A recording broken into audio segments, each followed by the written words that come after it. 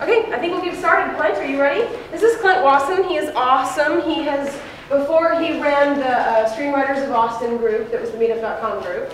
You're an RTF major from UT, right? Yes. Yes, that's awesome. So he's multi-talented and has lots of skills, and he's going to teach us about screenwriting formatting tonight. So, okay, thanks for being here, Clint. I think I'm loud enough without, just because of the setup of this room, the acoustics. Can everybody hear me okay? Or should I use the... No, it's really him that we want to make sure. My levels are good? Yeah. All right.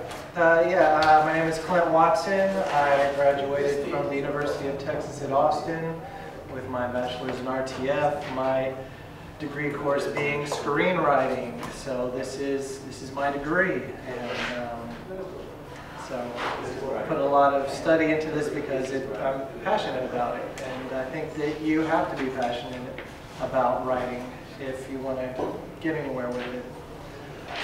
Today we're talking about formatting, which is very, very, very important when it comes to the screen. A screenplay is a working document. It is something it's a means to an end. Sort of like a blueprint equals a house, a screenplay equals a movie.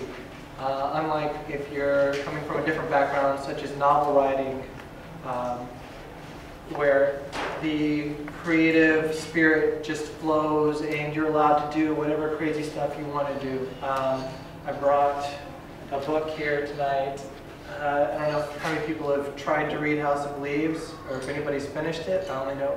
Did you finish it? I haven't finished it, no. Yeah, I only know one person who's finished it. I know most people who've attempted it. But yeah, you know, you can do whatever you want in a book. You'll find some crazier excerpts here. You know, just whatever you feel like writing. I think there are parts of here where it's upside down, and you know.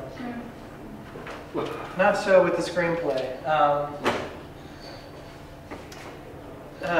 It's a very particular document, and for very specific reasons.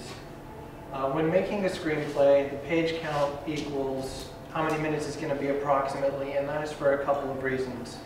One is the font used. Courier is the typical font used. It's a monospace font, which means that each letter is the same width as every other letter, which equals the pages being the approximate same length, regardless of what's put on them. Again, to make sure that one page equals 1 minute approximately, so your 90-page script equals a 90-minute movie, your 120-page script, 120-minute movie. If I have seen several scripts that just that one simple thing wasn't done. You know, if it's in Times New Roman, it's going to be compacted in different places. The L's, the T's take up a lot less space in that type of font, and your 90-page script actually is a 120-minute movie, and that's not good for getting it produced. If you're making it yourself, you don't even have to write complete words. So if you're doing it yourself, then don't worry about it. But here we're talking about getting it produced, specifically if you're working with others, especially, which you know, if you're part of AFM and trying to work as a group to get things made, it's very important that we're all on the same page. Okay, I have a couple notes here.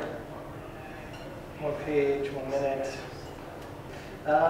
I guess we'll just jump straight into the different parts of the screenplay.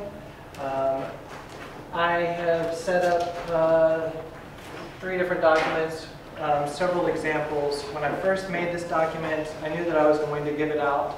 We're going to put it up on the AFM website for people to download and look at, so that just to keep familiarity with what we're talking about today, you know, compare your notes to it.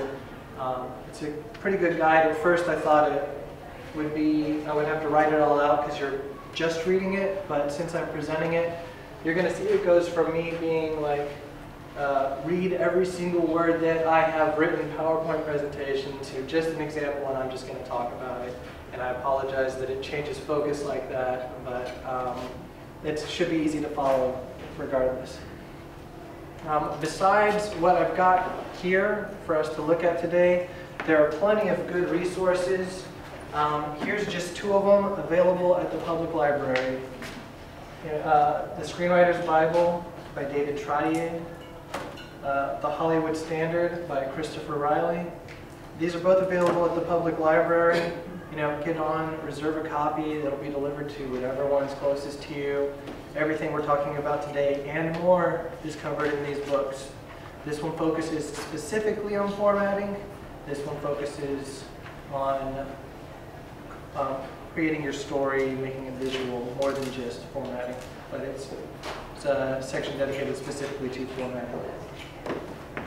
I'm working with Celtics. There are plenty of other programs that will do your formatting for you, such as Final Draft, that are industry standard. Celtics is free, which means you can go online and download it and use it yourself.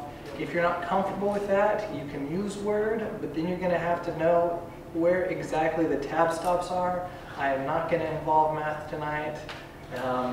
It's just so much easier to do it this way than to tell you, put your tab stop at 2.5. A good way to make sure it stays there is to make this Control Q, whatever. We're not going to do that. Celtics. CELTX. And Final Draft, is that an Apple program for like Final Cut? No, Final Draft is multi-platform. It's just a screenwriting application, but there are plenty of others. Simply Script. No, that's a script database. There are several good programs, but Final Draft is usually what you hear people using. It was the standard, definitely. Celtics is changing that. Yeah, Celtics is changing that because a lot of people want to write, a lot of people want to get into this business. Spell it one more time. CELTX. And of course, Celtics.com, where you can go to download it. They've got some other good things to use, features there. I use Celtic Studio, which allows me to share what I'm working on with other writers. This program, I'm not going to go over the program tonight, but it has several different features we could get into and do a whole session